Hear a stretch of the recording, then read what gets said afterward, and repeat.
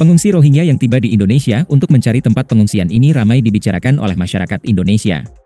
Terlebih, adanya para pengungsi Rohingya itu menimbulkan banyak pro dan kontra di masyarakat Indonesia.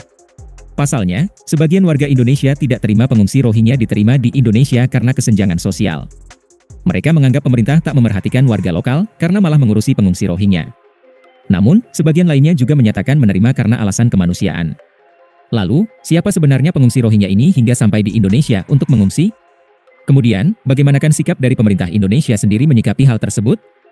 Rohingya merupakan kelompok etnis yang mayoritas beragama Islam yang populasinya mencapai 1,3 juta jiwa. Mereka berasal dari Myanmar yang mayoritas penduduknya beragama Buddha. Etnis Rohingya memiliki bahasa dan budaya sendiri, serta mengklaim diri mereka sebagai keturunan pedagang Arab dan kelompok lain yang telah berada di wilayah tersebut selama beberapa generasi. Sejarawan meyakini, komunitas Rohingya sudah tinggal di Myanmar selama berabad-abad. Sehingga, hal yang diyakini adalah komunitas Rohingya merupakan bagian dari etnis di Myanmar. Namun, saat Myanmar masih menjadi wilayah India di bawah penjajahan Inggris pada 1824-1948,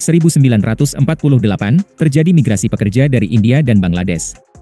Nah, orang Rohingya yang beragama Islam ini dianggap sebagai orang Bengali dari Bangladesh yang penduduknya mayoritas Islam. Lalu, ketika Myanmar merdeka, pemerintah menganggap migrasi di masa penjajahan sebagai tindakan ilegal dan menolak kewarganegaraan orang Rohingya. Sehingga, etnis Rohingya tidak dianggap sebagai salah satu dari 135 kelompok etnis resmi di negara tersebut. Pemerintah Myanmar bahkan menolak memberi kewarganegaraan kepada orang Rohingya sejak 1982 saat menerbitkan Undang-Undang Kewarganegaraan. Akibatnya, orang-orang Rohingya ini menjadi populasi tanpa kewarganegaraan atau stateless terbesar di dunia. Meski tak mempunyai kewarganegaraan, hampir seluruh warga Rohingya ini masih tinggal di Myanmar. Tepatnya, mereka tinggal di wilayah termiskin Myanmar yang bernama Rakhine dan mereka tidak boleh keluar dari negara tersebut tanpa izin pemerintah.